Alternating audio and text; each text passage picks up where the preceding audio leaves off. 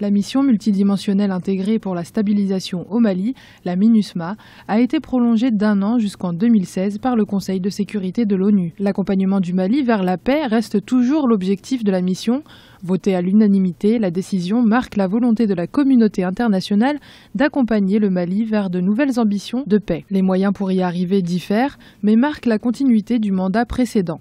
Cette résolution, en fait, elle reflète une réalité sur le terrain et répond à une réalité sur le terrain. Il y a un accord entre les parties prenantes dans le processus de paix, toutes les parties, et donc maintenant il convient de calibrer, si vous voulez, les tâches de la MINUSMA dans une grande partie pour que l'on puisse apporter l'aide nécessaire dans l'accompagnement des parties maliennes et du gouvernement malien dans la mise en œuvre de cet accord de paix. Le gouvernement malien était allé plaider la cause du pays jusque New York et s'est félicité du renouvellement de ce mandat. Après la signature de l'accord de paix le 20 juin 2015, le prolongement de ce mandat se révèle être une nécessité pour le Mali sur le plan de la sécurité. La situation sécuritaire du Mali est telle que la mission des Nations Unies pour la stabilisation ne peut être que prolongée.